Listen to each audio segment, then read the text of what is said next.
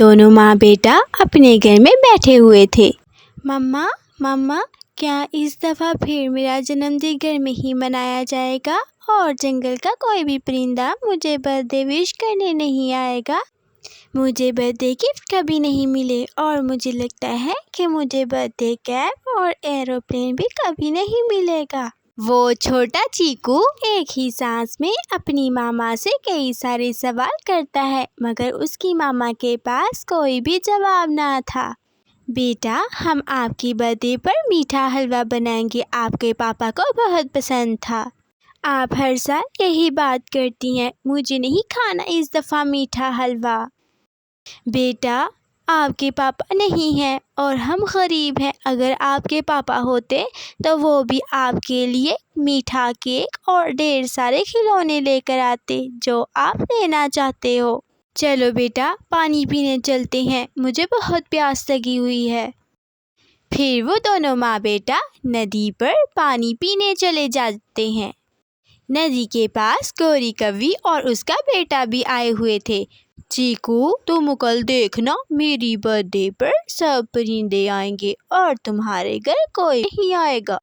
آئیں گے کیوں نہیں، تمہارے پاپا بازار سے میٹھا چاکلیٹ والا کیک لینے گیا ہوا ہے۔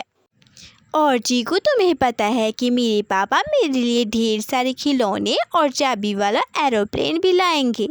گوری بہن، آپ کو پتہ ہے کہ ہم یہ سب چیزیں نہیں خرید سکتے، تو آپ میرے بیٹے کا دل کیوں خراب کرتی ہیں؟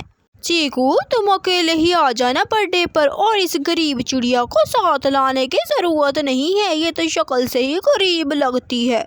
انسلٹ نہ کرا دینا میری۔ ایسے ہی گوری کوی اپنی بڑائیاں کرنے کے بعد وہاں سے چلی جاتی ہے۔ ایسے کہتے ہی گوری کوی وہاں سے چلی جاتی ہے اور کوکو رونے لگ جاتا ہے۔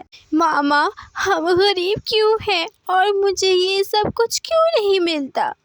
بیٹا، کیا آپ کو پتہ نہیں کہ وہ آپ کا دل چلانے کے لیے یہ سب باتیں کرتے ہیں؟ چلو آپ میرے ساتھ، ہم گھر چلتے ہیں۔ پھر وہ دونوں ماں بیٹا اپنے گھر چلے جاتے ہیں۔ میں یہ کیک فریج میں رکھ دیتی ہوں، کہیں یہ کیک خراب نہ ہو جائے، کل جب سب پرندے آئیں گے تو مل کر کیک کٹ کریں گے اور اس چڑیا کا کل منہ دیکھنے والا ہوگا۔ ہاں ماما، اور جب میں یہ چابی والے پلین سے چیکو کے سامنے کھیلوں گا تو اس کا منہ بھی دیکھنے والا ہوگا، میں اس کو اپنا پلین کھیلنے کے لیے نہیں دوں گا۔ ہاں جگو، یہ پلین تم چیکو کو مت دینا، یہ پلین پورے جنگل میں کسی بھی پرندے کے پاس نہیں ہے، یہ بہت مہنگا آیا ہے۔ یہ پلین چابی والا ہے، ایک دفعہ چابی دو تو اتنی دور تک اڑتا ہے۔ رات ہو جاتی ہے اور چیکو اپنے برتھ ڈے کے بارے میں سوچتا سو جاتا ہے۔ دوست، مجھے پتہ ہے کہ آپ کے پاپا اس دنیا میں نہیں ہیں اور آپ کی کل برتھ ڈے ہے، میں آپ کے لیے کل برتھ ڈے کیپ، چابی والا ایروپلین اور ڈھیر سارے کھلونے، ساتھ غبارے بھی لے کر آؤں گی، اور آج سے ہم دونوں اچھے دوست ہیں، اور کل میں اپنی دوست کا برتھ ڈے ایسے مناؤں گی کہ پورا جنگل دیکھ کر حیران ہو جائے گا۔ چاکلیٹ کیک لانا دوست، چاکلیٹ کیک لانا دوست۔ چیکو بیٹا، کیا ہو گیا ہے؟ کیا چاکلیٹ کیک لگا رکھی ہے؟ یہاں کوئی چاکلیٹ کیک نہیں ہے، آپ سو جائیں۔ پھر چیکو دوبارہ سے سو جاتا ہے۔ صبح ہو جاتی ہے۔ ماما آپ دیکھنا، آج شام کو میری دوست آئے گی، وہ میرے لیے ڈھیر سارے کھلونے اور چاکلیٹ کیک بھی لے کر آئے گی۔ اچھا، کون دوست؟ پری، میری دوست ایک پری ہے، وہ رات کو میرے خواب میں آئی تھی اور مجھ سے وعدہ کر کے گئی ہے کہ وہ شام کو میرے لیے برتھ ڈے کیک اور ڈھیر سارے گفٹ لے کے آئے گی۔ اچھا، تو اسی لیے آپ رات خواب میں چاکلیٹ کیک کہی جا رہے تھے، لیکن بیٹا خواب تو خواب ہوتے ہیں اور خواب کب سچ ہوتے ہیں۔ پھر وہ دونوں ماں بیٹا دانے کی تلاش میں گھر سے باہر نکلتے ہیں۔ وہ دونوں ماں بیٹا بیٹھے ہوئے تھے کہ وہاں پر اچانک سے گوری آ جاتی ہے۔